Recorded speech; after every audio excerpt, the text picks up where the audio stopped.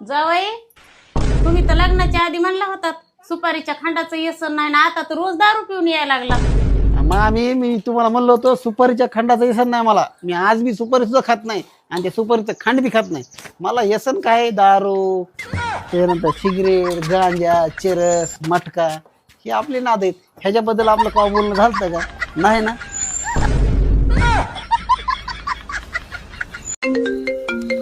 Hello.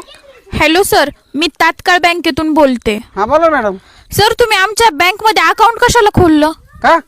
Sir, तुमच्या घरामध्ये एखादा डब्बा नव्हता का? त्यातच पैसे टाकायचे ना. काय झालंय? तुमच्या अकाउंट मध्ये 4 वर्षापासून फक्त 51 रुपये 35 पैसे येतं. रॉंग नंबर आहे, रॉंग नंबर.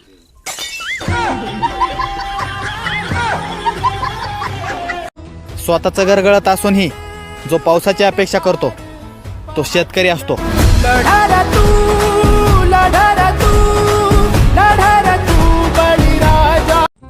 2010 मध्ये मी एक 4 लाखाची कार घेतली आणि बायकोने 4 लाखाचं सोनं खरेदी केलं.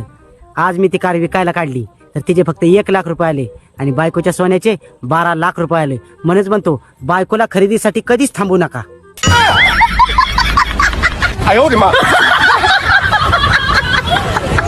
अरे 1 रुपयानं फक्त दूध वाढलं बा. 1 रुपयानं भांडी आपटी ते नोकरीवाल्याची बायको.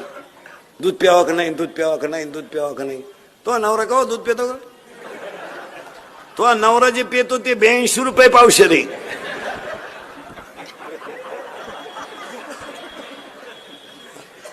अर्धा लिटर दूध घेती पण दुधावाल्याला जाम करती.